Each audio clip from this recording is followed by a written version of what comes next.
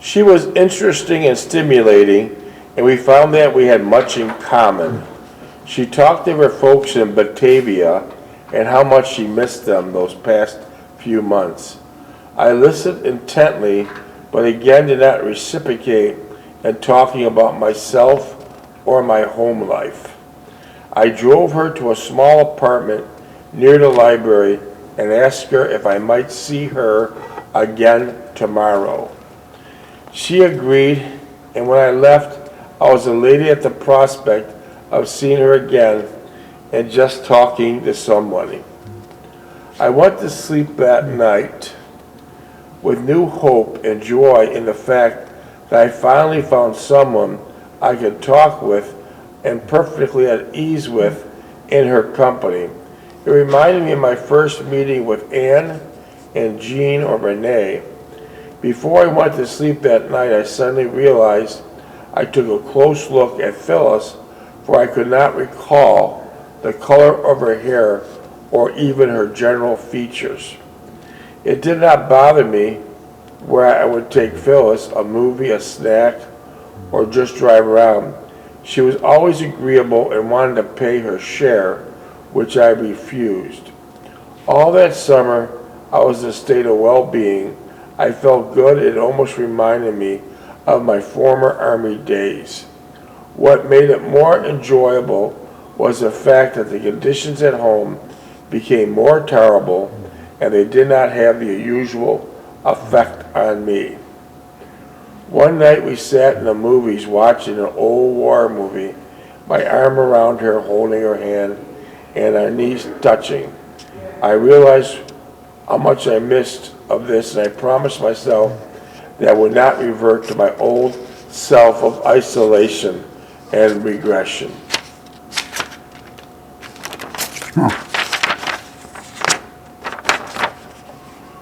We would later go for a hamburger and drive in and sit in the car eating and talking.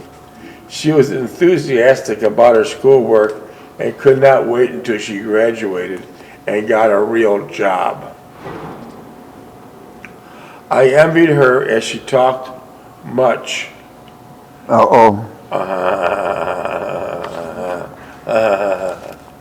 Hello, Claire. Hi, Claire. You want to give me a hand here? Yeah. Give me a hand here.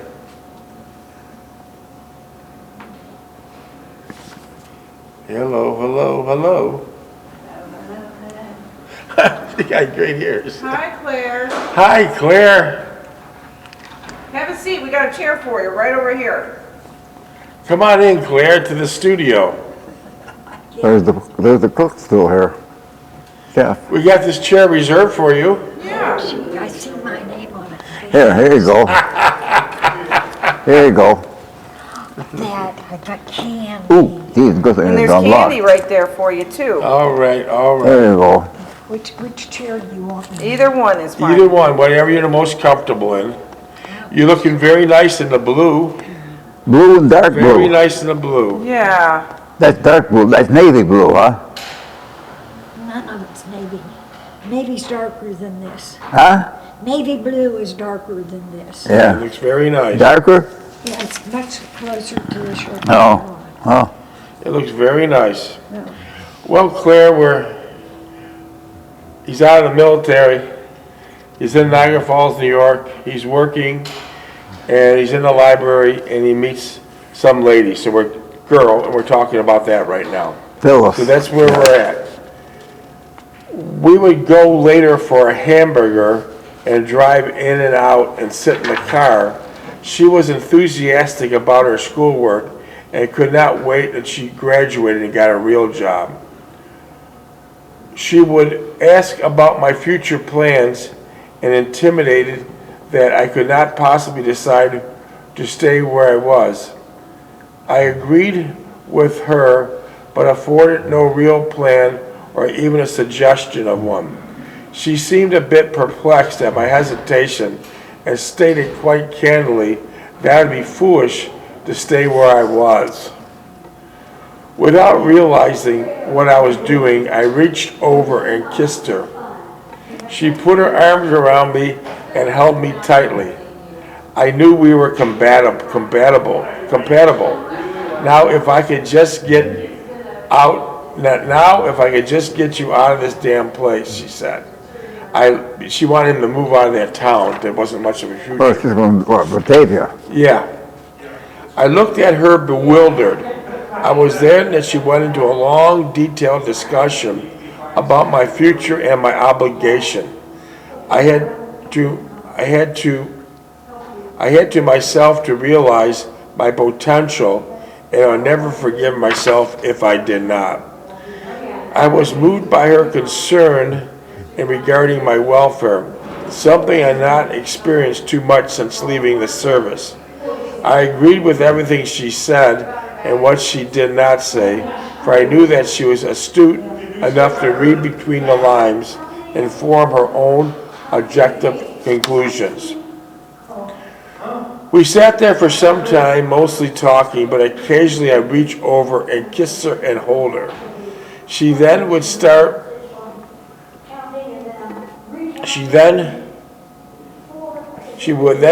all over again about my reluctance to assert myself to do what was best for me and not to worry about everyone else. I sensed that she was aware of the dilemma I faced at home, and she never approached it directly, only intimidated and indirect fashions. It was after midnight when I returned home, and Mother was up waiting for me. She went. Oh. Your mother was up waiting for you. Yahoos. Let me just understand this. It's after midnight.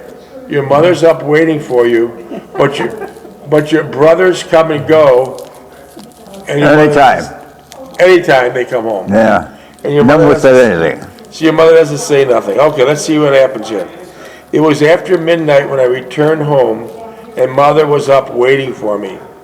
She went on a long tirade about how inconsiderate I was and always thinking of myself. And she did not want another problem like she had with Lookie. So she waited up all night and told you how inconsiderate you were because you went to the movies or something, right?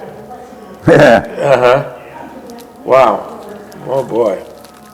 I believe the only reason she did not react more vigorously towards me was the fact she realized I was not drinking. So your mother knew you were a non-drinker and you're just out at the movies. Yeah. A simple, innocent thing. This was another facet of my home life that I could not come to grips with. This constant cavaliering on Mother's part whenever she felt threatened. I saw Phyllis that entire summer until she returned to school in the fall. We made plans to see one another during the school term, but they never materialized. I was glad that I met Phyllis, even for a short period. I was thankful for her insight and her sincere interest in me. It helped me build my self-esteem and confidence, and it was afforded me a new approach to my old problem. That winter, I registered for evening classes at the university and was going 3 nights a week. What it made so difficult was my working shifts, arranging a workable schedule around the constant shifting it entailed. Let me ask you about that. What college, what university did you go to? Where? You said you went to the university now. Buffalo. You had to drive to Buffalo every night? Yeah. And what classes were you in there? I was in, freshman. Freshman? I was a freshman, yeah. I don't understand. To this day, you have your grandson working in the same paper plant that you did, but why do they have shift work? Why can't they just give a worker, this is your hours, and everyone has steady hours? Why do they gotta keep on changing them every week? Do what? Shift work. Why does shift work? Why do they have to change it? Well, it's a 24-hour operation. Yeah, but give one person one shift, another person another shift, and keep them steady. Well, they never shut it down. Yeah, I know they never shut it down, but why do they have to keep on rotating the workers? Can't they just give a worker midnight to 7 and leave it at Well, all people won't work with midnight. Okay, so the people won't continue to work at midnight, so they do that so the worker Yeah. will continue to Yeah. come in. All right, A lot of people don't want to work after 6 o'clock. okay. So they rotate them. Take the good, Well, and take that's the the only bad. thing they can do, Okay, and keep the thing running. and that was 60, 70 years ago, and they're still doing the same thing. Look at there. Steve, Tom's there. Yeah, yeah, he's a great guy. Yep. Okay, mother adjusted to this routine as it took too much time away from home and reaped inconvenience upon her. So now you're going to school and your mother's objecting to this. Yep. I just don't understand. There would be times when I would leave for class when she had something planned and she'd make a fuss about it, saying how selfish I was. This is unbelievable. I did not hear any of this when Lookie or Steve were doing their same thing. And even when they would be gallivanting about, most of the time I ignored her taunting, but at times it was exasperating and it took its toll on me. So let me see if I have this clearly. So your two other brothers are just basically goofing off many times, and your mother doesn't say a word, but you're trying to go to the university and your mother's complaining that you're going to the university. Yeah. Spending too much time away from home. I went for almost 2 years and it proved to me that I could do the college work at sustained level, though I was not carrying a full course load. The following summer I applied to the College of Buffalo and took the exams for the freshmen. I scored high enough to be accepted and was to enter that fall. When I returned home that day after the meeting with the college board, I was in full hope they had thought that I was finally doing something constructive for myself. There was a light at the end of the tunnel, which I had been anticipating ever since I got out of the service. A new life would be opening up for me, and I could not wait to give my 2-week notice at work that I was quitting. No more listening to conversations about basketball and shuffleboard, and no more shift work. No more dull, monotonous routine that was associated with it. I had broken out of the barrier. My life was to begin anew. As I entered the hallway, I quickly brought back to reality by the smell of hot water and bleach coming out of the basement. What's hot water and the bleach in the basement? Are they washing clothes? Yeah. You can smell the Bleach? 101, yeah. I'll be damned. What was it called? 101? Huh? 101? Yeah. I'll be damned. Have you ever heard of something called 101? Oh, yeah? Do they make that today still? I have no idea. Oh, okay. I could hear the chug of the metal cup agitators on the clothes washer. Mother was washing clothes, and she was furious that she had to make a fire in a small furnace at the bottom of the cellar stairs to heat the water. So when you did your clothes, you had to make a fire in a hot water heater. Is that how you did it? Yeah. I'll be damned. Wasn't that kind of dangerous? Huh? Could the house caught on fire by making all these fires? That was a regular stove down there. Yeah, And then we went to the furnace. I'll be, the gas water heaters were standard. okay. There were very few electric ones. Most of them they were gas because it Oh, I was see. cheaper and it worked better. So Okay, I understand. She went on about there being no kindling to start the fire and how much difficult she had chopping some wood. I cannot see your mother chopping wood. I can. Huh? Yeah. Never happened. It was obvious No. to her ranting and blurted out, I had passed the entrance exam and that I would enroll in a school that fall. Immediately I realized I had chosen the wrong time to tell my mother and share the good news with my family members. So that was the wrong time to tell them that you're accepted in Yeah. college. Mother became furious and slamming the lid down on the washing machine, raising her voice to a hysterical pitch and stating that she was tired of doing everything around here and everyone wanted to go to school and live off of her. Jesus. I was taken aback by the outburst and disappointed about her reaction to my good news. All the rest of the day and in the evening, she went to a constant barrage about me being inconsiderate and wanted to loaf about the house while she supported everybody. This is unbelievable. Yeah. Naturally sided with her, and once again, I felt isolated and intimidated by their actions. Okay. Let's find the page.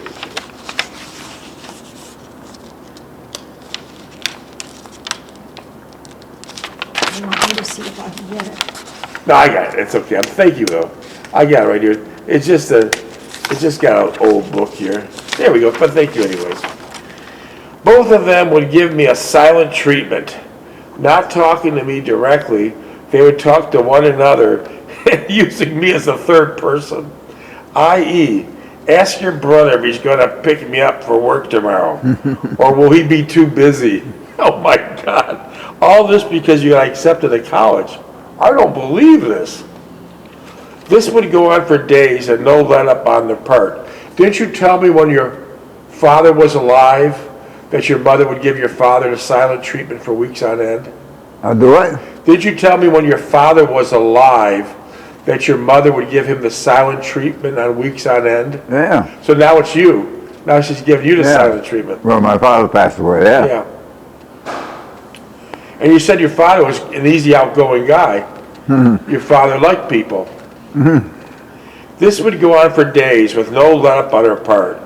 Here we go.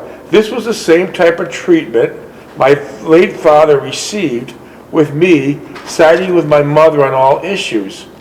Wow. Now I was at the receiving end, and Sally was a collaborator.